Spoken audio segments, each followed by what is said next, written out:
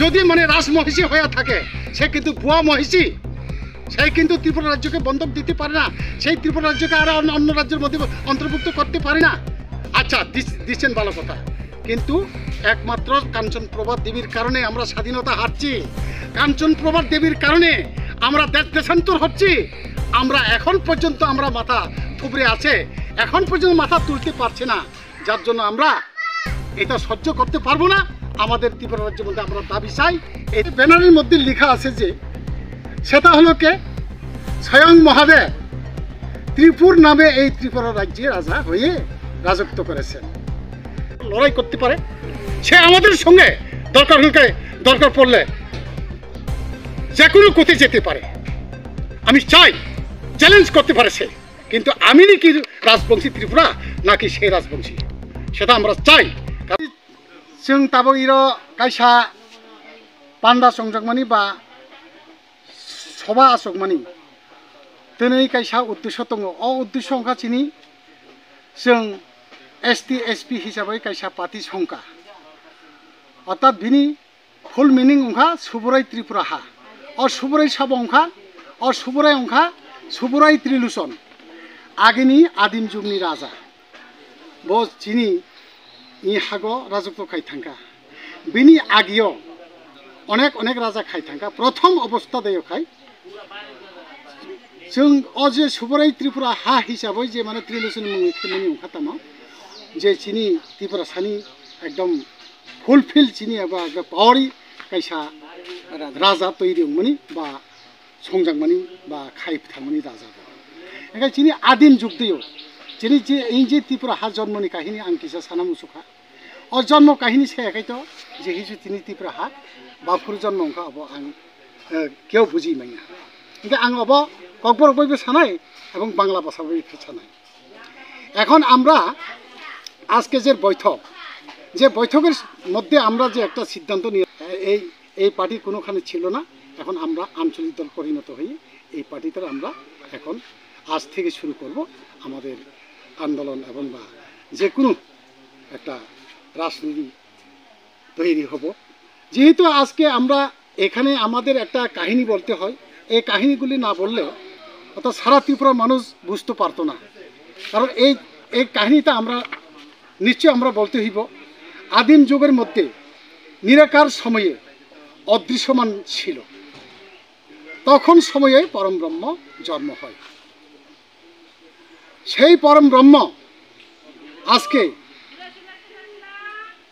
পরম ব্রহ্ম হইতে অর্ধ নারীশ্বর জন্ম হয়ে শিব জন্ম হয়, পরম ব্রহ্ম ও শিব হইতে বিষ্ণু জন্ম হয়, এবং বিষ্ণু নাভি হইতে পদ্ম জন্ম, ওই পদ্ম হইতে ব্রহ্মা জন্ম হয়, সেই ব্রহ্মা হইতে 9 জন পুত্র জন্ম হয়। ব্রহ্মার পুত্র 9 জনের নাম সেটা আমরা এখন বলবো।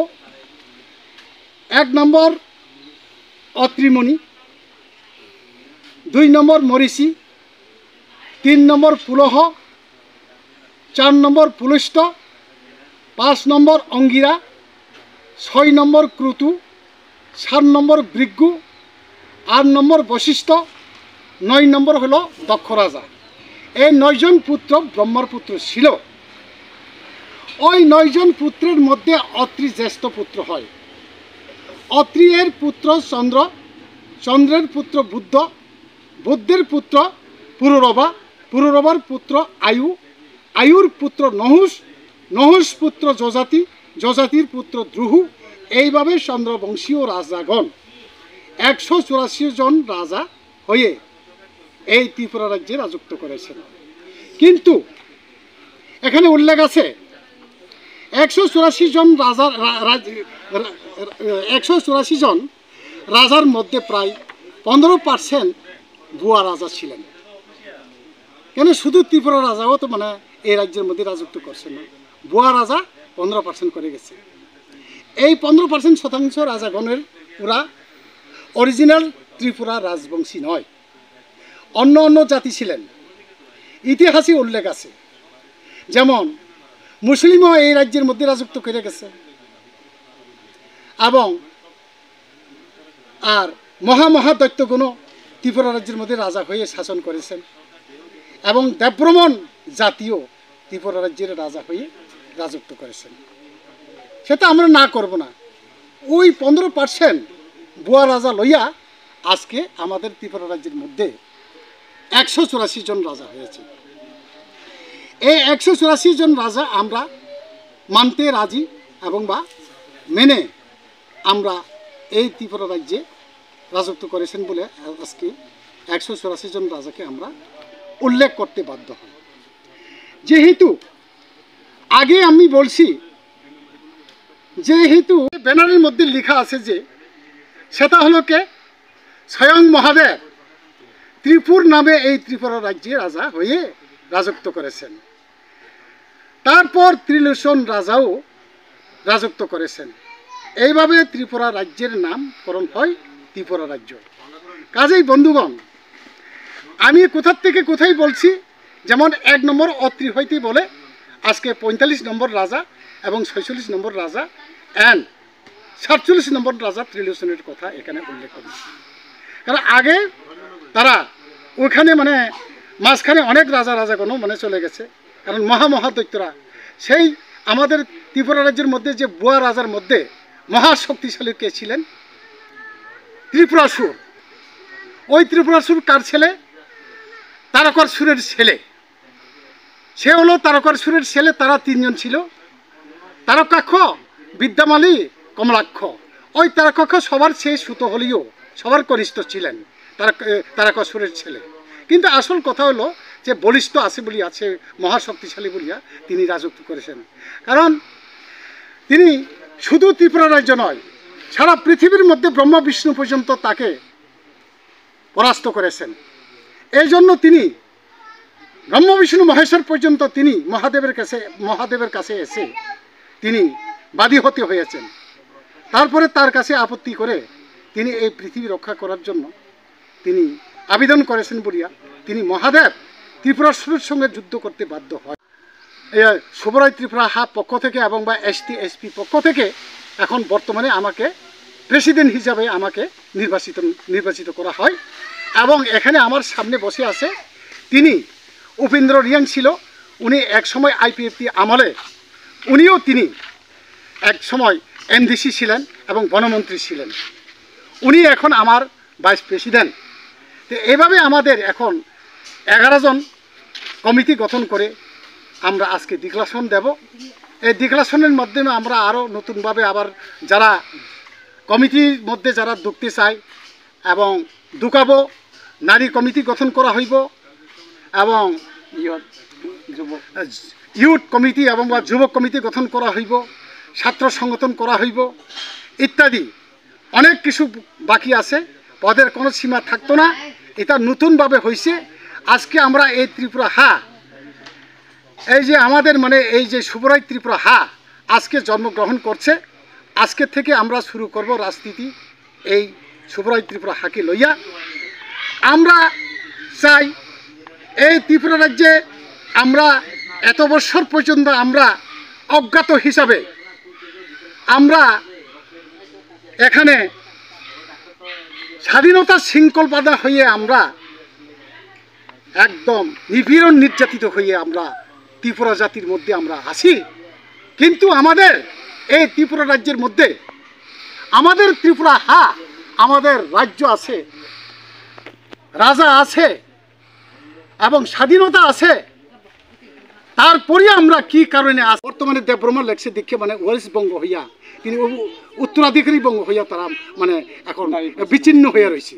অথচ কিন্তু তারা সত্যিকারে মানে ত্রিপুরা রাজবংশী ছিল। কিন্তু ত্রিপুরা রাজবংশী হলেও কোনখানে মানে একটা বার্মার দেশে মানে কিনা যুদ্ধ করতে গিয়া তারা যুদ্ধ জয় করতে এসে বলিয়া তিনি কে বা তারা এই যুক্তিটা দিয়া আজকে দেববর্মা লেখে তিনি ত্রিপুরা জাতির থেকে মানে বঞ্চিত হয়ে গেছে। সেটা আমরা বুঝতে পারবো না, সেটা আমরা বলার বাহুল্য। যার জন্য আজকে আমাদের এই লড়াইটা সারা ত্রিপুরার মধ্যে থাকবো। কাজে এই ত্রিপুরা জাতি আমরা কি আশয় বিষয় আমরা নিজেই মানে ত্রিপুরা জাতি আমি নিজে প্রেসিডেন্ট হয়েছি। এখন হাইকোর্টে আমরা রিট পিটিশন করব, দাবি সনদগুলা এবং গভর্নরের কাছে দেওয়া হবে। এরপরে আমরা সুপ্রিম কোর্টে যাব। সুপ্রিম কোর্টে যদি গিয়া না পায় তাহলে আমরা বিমা করতে যাব। বিমা করতে যদিও গিয়া যদি না পাই, তাহলে আমরা থাইল্যান্ডে গিয়ে আমরা জাতিসংঘ বৈঠক কোথায় আছে, কোন জায়গার মধ্যে জাতিসংঘ বৈঠক হয়, সেই জায়গার মধ্যে গিয়ে আমরা এই দাবিগুলো আনবো। আমরা তো রাজতন্ত্র দাবি করব না। আমরা তো রাজতন্ত্র করো, আমাদেরকে রাজা করো, সে দাবি আমি করব না। কিন্তু আমাদের দেশের আশেপাশে যারা প্রতিবেশী রাষ্ট্র আছে বা রাজ্য আছে, তারা তো মানে তারা জাতির মধ্যে মানে মুখ্যমন্ত্রী হয়ে রয়েছে। যেমন মেঘালয়ে এখন পাহাড়িরা মানে এখানে মুখ্যমন্ত্রী হয়।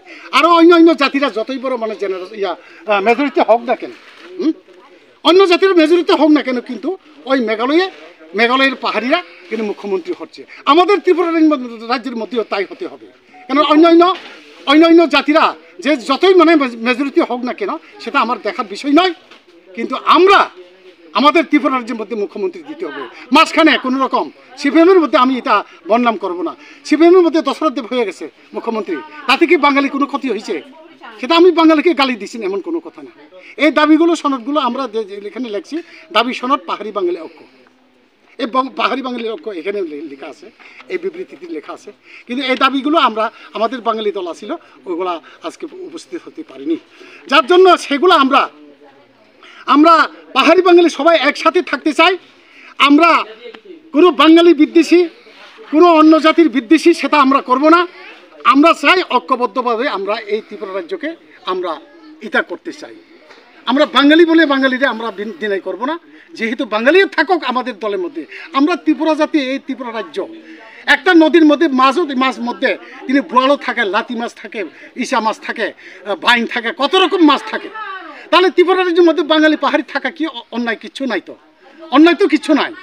কিন্তু পাহাড়ি বাঙালি সবাই থাকুক এটা আমরা চাই না। শুধু মুখ্যমন্ত্রী আমরা পাহাড়িদের মধ্যে দিতে হবে, সেই হলো আমার দাবি। এই দাবিগুলো আমরা ছাড়বো না। যদি না পাই, বললাম তো আগে একবার বলছি, দরকার হলে বিমা গতি যাব, কেস করে দিব। আর যদি না হয়, জাতীয় সংঘ কোথায় বৈঠক হয় সেই জায়গার মধ্যে আমরা যাব। কেন আমরা এই মুখ্যমন্ত্রী পাবো না? কারণ আমরা ত্রিপুরা জাতি এখন আমরা চোখ খুলেছি। এই ত্রিপুরা জাতি আমরা এখন যেতে চাই। অন্য রাজনীতি দল যাবে কিনা সেটা আমরা বুঝতে চাই না এবং সেটা করতে চাই না। যার জন্য কারোর নাম তুলে আমরা এখানে নিন্দা করতে যাব না। আমাদের এই যে এসপি অনেক মুসলমান, অনেক হয়তো জাতির মধ্যে এখানে আমাদের দাবি সনের মধ্যে এখানে ব্রাহ্মণ জাতীয় আমাদের ত্রিপুরা রাজ্যের মধ্যে রাজত্ব করেছেন। তারা তো একটা অরিজিনাল রাজবংশী নয়। যার জন্য আমি উল্লেখ করতে বাধ্য হয়েছি। শুধু আজকে ব্রাহ্মণ জাতিকে আমরা উল্লেখ করছি না, আজকে মুসলমানদেরকে আমি উল্লেখ করছি এবং দৈত্য মহাদৈত্যদেরকেও আমি উল্লেখ করছি। এবং সেই দৈত্যদের হইতে মানে ত্রিলোচন জন্মগ্রহণ করছেন। রিয়া হীরাবতীকে মানে আশীর্বাদ দিয়ে তিনি ত্রিলোচনকে হীরাবতীকে পুত্রবতী করাইছেন, সে কথা আমি উল্লেখ করেছি। কাজেই এগুলি আমরা দেখতেছি, কিন্তু তারা আসলে 15% যদি মানে রাজমহিষী হয়ে থাকে, সে কিন্তু বুয়া মহিষী, সেই কিন্তু ত্রিপুরা রাজ্যকে বন্ধক দিতে পারে না। সেই ত্রিপুরা রাজ্যকে আর অন্য রাজ্যের মধ্যে অন্তর্ভুক্ত করতে পারে না। আচ্ছা, দিচ্ছেন ভালো কথা, কিন্তু একমাত্র কাঞ্চনপ্রভা দেবীর কারণে আমরা স্বাধীনতা হারছি। কাঞ্চনপ্রভা দেবীর কারণে আমরা দেশান্তর হচ্ছি। আমরা এখন পর্যন্ত আমরা মাথা থুবড়ে আছে, এখন পর্যন্ত মাথা তুলতে পারছে না। যার জন্য আমরা এটা সহ্য করতে পারবো না। আমাদের ত্রিপুরা রাজ্যের মধ্যে আমরা দাবি চাই, এই দাবিগুলো আমরা দিতে হবে। আমাদের এই দাবিগুলো আমরা পাওয়ার জন্য আমাদের ত্রিপুরা রাজ্যের মধ্যে যতটুকু মানে আমাদের